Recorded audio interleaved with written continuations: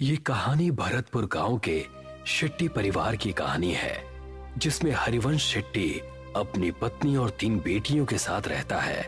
हरिवंश पेशे से इंजीनियर है और अपनी तीनों बेटियों को बहुत पढ़ा लिखा कर अपने पैरों पर खड़ा करना चाहता है।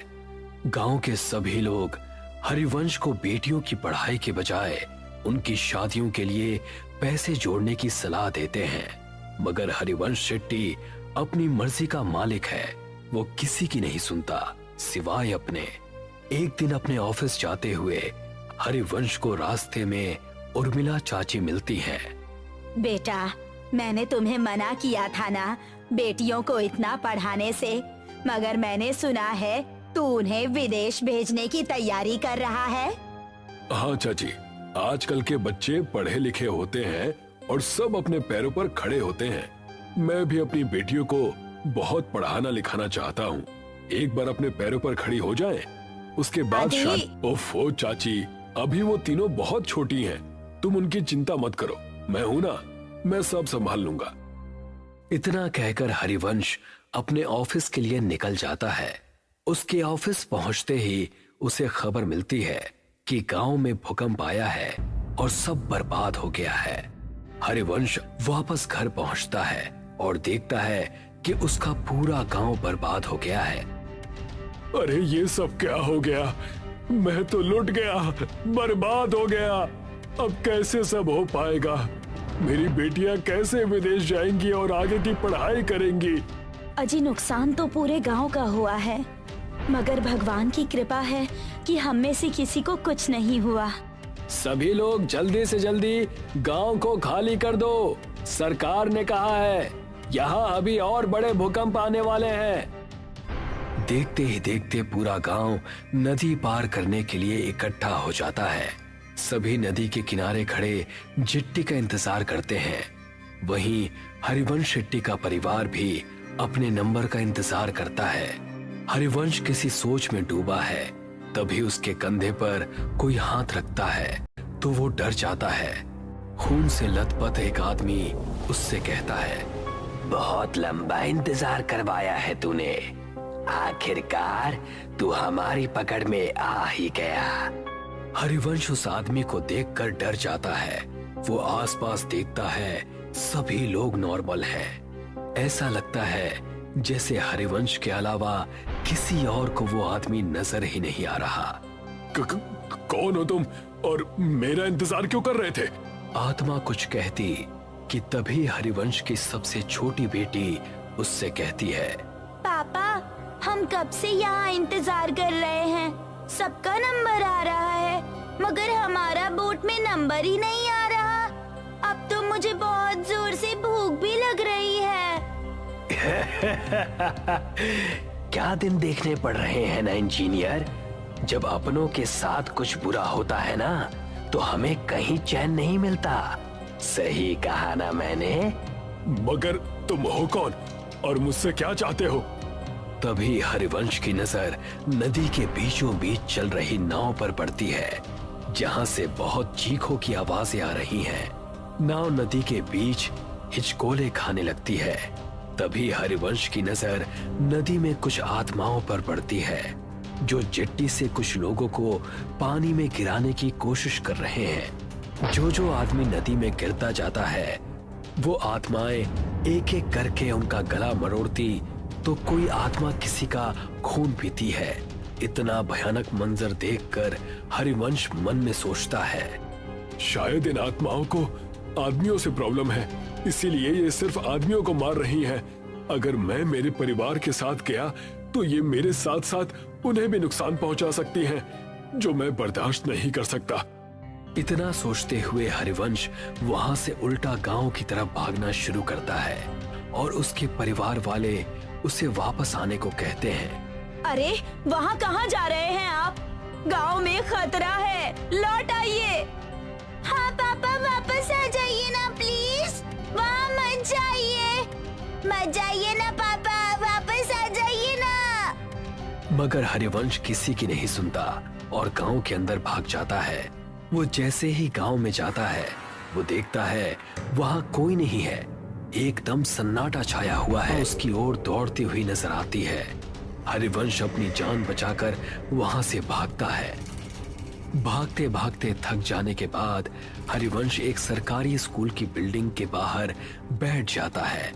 वहां भी उसे सब उजड़ा हुआ दिखता है। तभी दो छोटे बच्चों की आत्मा हरिवंश के पास आती है और उससे कहती है, अंकल, हम तो मासूम से बच्चे थे ना, आपने हमें क्यों मार दिया? अब आपका नंबर है। मैं इन बच्चों को क्यों मारूंगा भला? मैं खुद बेटियों का बाप हूँ। हे भगवान, ये सब क्या हो रहा है मेरे साथ? वहाँ मेरा परिवार भी अकेला है।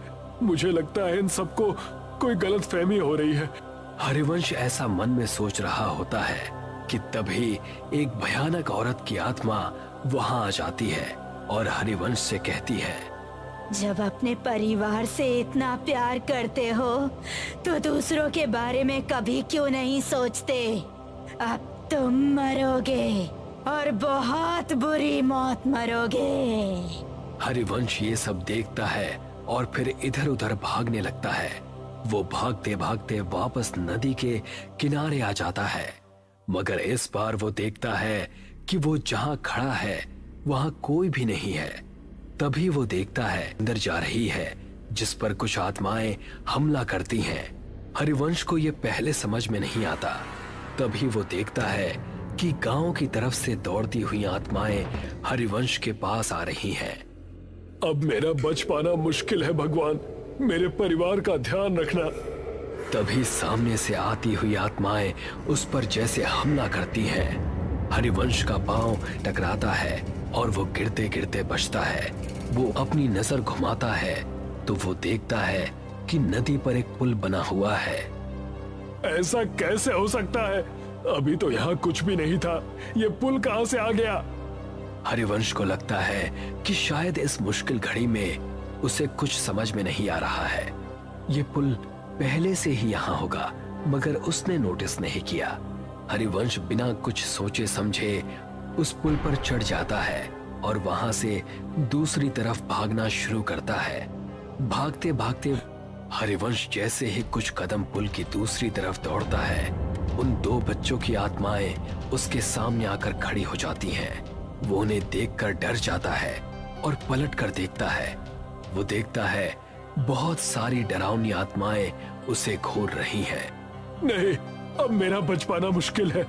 मुझे तो मेरा कसूर भी नहीं पता है। पता नहीं ये सब मेरे पीछे क्यों पड़ गए हैं। तभी उनमें से एक आदमी की आत्मा हरिवंश को कहती है, मैं इसे छोड़ूंगा नहीं। इसकी वजह से मुझसे मेरा परिवार छिन गया। इस आदमी का जिंदा रहना बहुत खतरनाक है। अगर आज हमने इसे छोड़ दिया तो ना जाने ये कितने और लोगों को मौत के घाट उतार देगा। मुझे छोड़ दो। आप सबको कोई गलतफहमी हुई है। मैंने किसी का कुछ नहीं बिगाड़ा। तभी एक दूसरी आत्मा हरिवंश के पास आती है और कहती है, हरिवंश, तुम्हें याद है जब सरकार की तरफ से तुम्हें सरकारी स्कूल बनाने का ठेका नहीं मिल रहा था तो तुमने पैसे देकर वो टेंडर अपने नाम पर ले लिया था। तुम वो हाँ, क्योंकि मुझे वो प्रोजेक्ट किसी भी कीमत पर चाहिए था। मेरी बेटियां शहर में पढ़ने जाती हैं और वहाँ की फीस बहुत ज्यादा है। मैं गांव में रहने वाला इंजीनियर भला उनके सपनों को कैसे पूरा कर पाता? तो मैंने रिश्वत देकर वो टेंडर अपने नाम करवा लिया था। मगर किसी को इस बात से क्या प्रॉब्लम हो सकती है? हरिवंश के ऐसा कहते ही वो स्कूल के बच्चे उसके सामने आकर कहते हैं, अंकल, अगर आप वो टेंडर नहीं लेते तो आज हम जिंदा होते। इसका क्या मतलब है?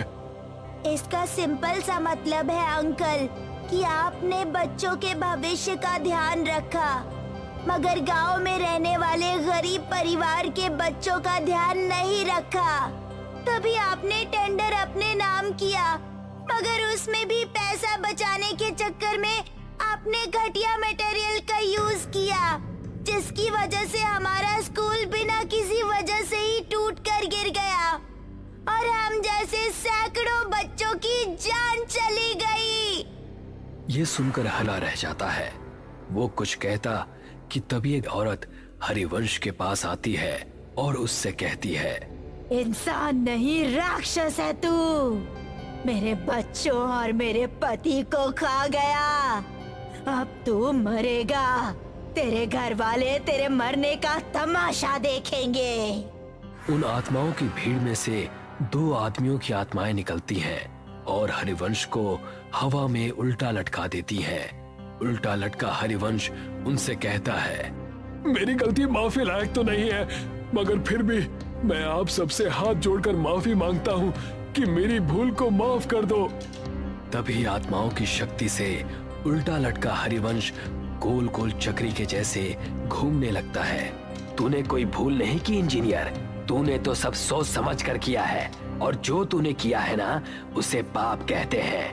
पाप की माफी नहीं होती, उसकी सजा होती है जो अब तुझे हम देंगे। नहीं नहीं, मैंने कुछ भी जानबूझकर नहीं किया। प्लीज मुझे माफ कर दो, प्लीज जाने दो। हाँ हाँ, आज तुझे इस दुनिया से भेजने ही तो आए हैं। तू शायद भूल रहा है इंजीनियर, तूने गांव का सिर्फ वो स्कूल ही नहीं बल्कि म्यूनिसिपल का हॉस्पिटल भी बनाया था। गांव में ऐसे कई छोटे बड़े प्रोजेक्ट हैं जो तूने पूरे किए थे। और हाँ, आज जो ये तू इस ब्रिज में झूल रहा है ये भी तो तूने ही बनाया था। तुझे अंदाजा भी है कि तेरे बनाए गए सभी प्रोजेक्ट्स का एक जैसा ही हाल हुआ है, तो तू एक दो नहीं बल्कि हजारों मौतों का अकेला जिम्मेदार है। ये सब सुनकर हरिवंश को अपनी सारी काली करतूतें याद आ जाती हैं और वो उन सब से कहता है, हाँ, मैं सब कुछ स्वीकार करता हूँ, मैं सारी गलतियां मानता हूँ, मैं इन सब का दोषी हूँ। मगर हर माँ बाप अपने बच्चों की खुशी के लिए कुछ भी करता है, तो मैंने भी मेरे बच्चों के भविष्य के लिए ऐसा किया था। हालांकि मैं अब ये बात मानता हूँ कि मैंने जो भी किया वो सब गलत था।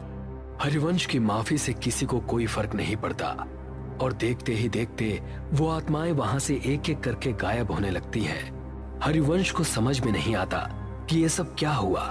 वो हवा में उल्टा लटका हुआ है, उसे पुल पर कोई नहीं दिखता, सब गायब हो जाते हैं। वहां उसके परिवार को चिट्ठी मिल जाती है। वो नदी की दूसरी तरफ जाते हुए देखता है, जिस ब्रिज के ऊपर वो उल्टा लटका है वो ब्रिज भी धीरे धीरे गायब हो रहा है। हरिवंश जैसे ही खुद को खुले आसमान के नीचे नदी के बीचों बीच उल्टा लटका हुआ देखता है, वो देखता है कि उसके आसपास उसी की तरफ बाकी की आत्माएं भी उल्टी लटकी हैं। वो उन्हें देखकर डर जाता है। तू और तेरा साथ देने वाले सभी लोग अब इस दुनिया में नहीं हैं और आगे भी जब जब तुझ जैसे लोग ऐसा काम करेंगे हम उन्हें सजा देने आते रहेंगे। इतना कहकर वो सारी आत्माएं हरिवंश पर झपट्टा मारती हैं।